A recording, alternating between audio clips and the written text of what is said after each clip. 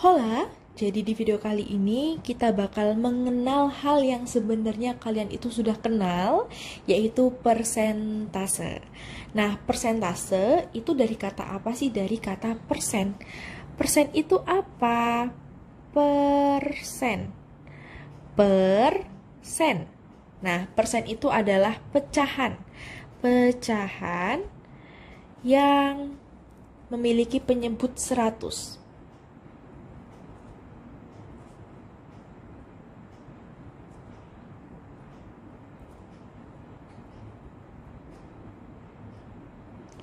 Nah, biasa kita tulis simbol persen itu seperti ini. Nah, pastinya kalian itu, terutama cewek-cewek, pasti sering banget ngelihat simbol atau lambang seperti ini di toko-toko baju, di mall-mall, yang pastinya kalian itu kan sangat-sangat familiar ya. Nah, namanya juga persen atau pecahan yang memiliki penyebut 100. Contohnya itu seperti ini.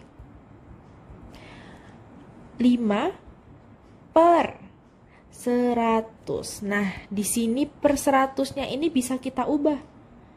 Di sini bisa kita ubah. Bisa kita ubah menjadi 5%.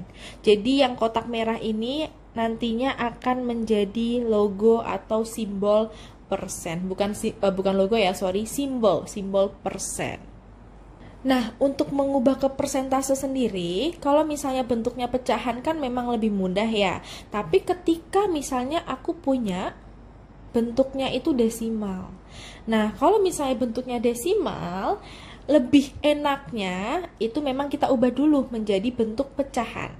0,5 bentuk pecahannya itu adalah 5 per 10. Ya kan? Nah, balik lagi ke definisi persen. Persen itu kan pecahan yang memiliki penyebut 100. Sedangkan 0,5 ini ketika diubah menjadi pecahan, dia itu enggak per 100 tapi per 10. Nah, gimana caranya penyebut ini menjadi 100? Yang awalnya 10 menjadi 100. Ya, betul sekali, kita ubah menjadi kali 10. Kenapa dikali 10? Biar dia jadi per 100 atau persen. Nah, kalau bawahnya atau penyebutnya dikali 100, jangan lupa atasnya juga dikali 100 biar tidak ada keirian duniawi. Jadi nanti 50 per 100. Nah, balik lagi, kalau per 100 ini bisa kita ubah menjadi lambang atau simbol persen, yakni 50%.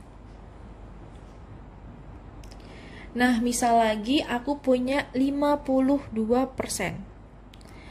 52% ketika kita ubah menjadi pecahan, itu akan menjadi 52 per 100 atau bisa menjadi 0,52. Nah, dari sini memang kalau misalnya kita berhubungan dengan persen, lebih enaknya memang kita ubah dulu menjadi bentuk pecahan atau bentuk desimal.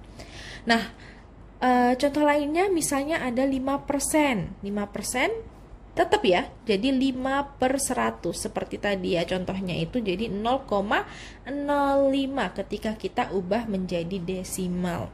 Jadi yang di sini itu aku punya persentase, terus kita punya juga pecahan, dan kita juga punya desimal.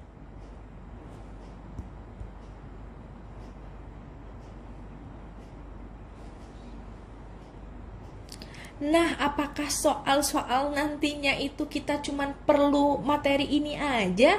Tentunya kan tidak ya. Nah, selain mengubah dari persen ke pecahan, ke desimal, atau definisi persen, aku punya contoh lagi. Langsung aja kita masuk ke contoh soalnya. Kalau misalnya, ini contoh-contoh yang dasar-dasar dulu ya. Aku punya 3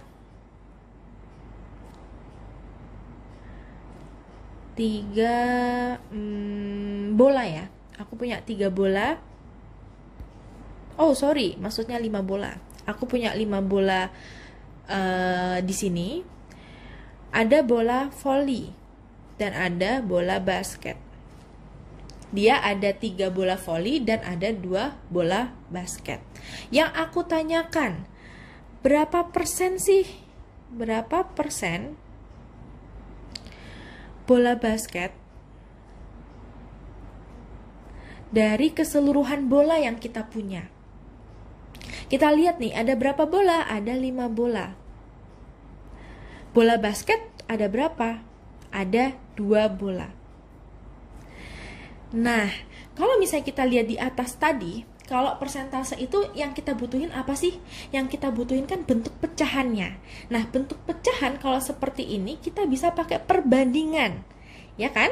Perbandingannya itu 2 banding 5 bola. Atau bisa kita ubah juga 2/5.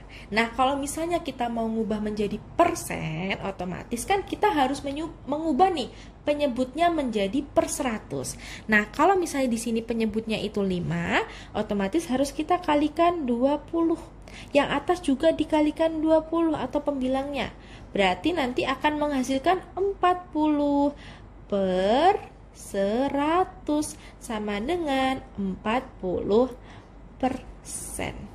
40% bola basket dari keseluruhan bola yang ada. Nah, contoh lainnya misalnya tentang diskon yang sering banget kalian itu temui ya. Ternyata di toko sebuah toko di mall itu ada tulisan 20% diskon. Nah, ada seperti ini. Nah, terus kalian mau tahu nih, kira-kira harga bajunya itu jadi berapa sih? Kalau misalnya kalian itu menemukan harga baju di toko ini itu harganya 500.000, kira-kira diskonnya itu berapa sih? Atau potongan harganya itu jadi berapa sih? Nah, otomatis kan berarti dia memotong 20% dari 500.000. Ya kan? Nah, balik lagi juga ke konsep yang sangat-sangat dasar. Kalau misalnya dari itu kita kali. Nah, kalau misalnya kita mau tahu potongan harga 20%, sebesar 20% dari 500.000, ya udah tinggal kita kalikan aja. 20% dikalikan 500.000. Nah, kalau seperti ini kan balik lagi ya, kalau ada lambang-lambang gini, ada simbol-simbol persen seperti ini kan susah ya untuk dihitung ya. Lebih enaknya kita ubah ke pecahan.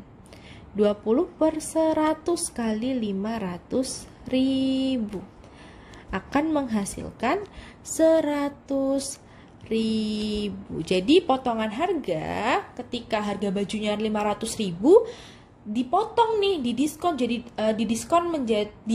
sebesar 20%, maaf banget. Didiskon sebesar 20% berarti diskon totalnya itu adalah 100.000 rupiah. Nah, apakah kegunaannya itu hanya ini untuk persentase? Tentunya tidak. Nanti kita bakal mempelajari tentang persentase untuk fraction.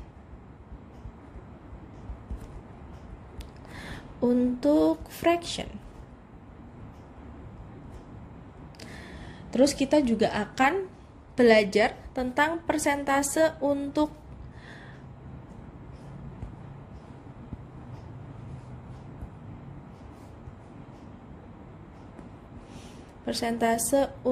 yang namanya perubahan. Dan kita juga akan belajar tentang persentase untuk perbandingan.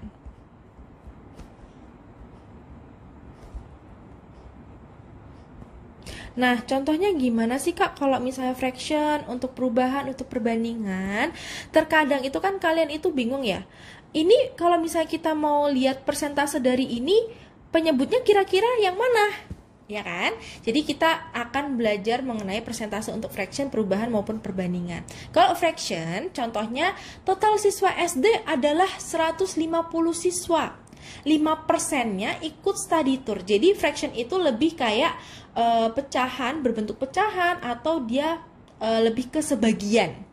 Terus kalau perubahan, misalnya BBM mengalami kenaikan 10% menjadi 15.000 per liter. Jadi kan ada kenaikan, terus penurunan, itu kan dia perubahan ya.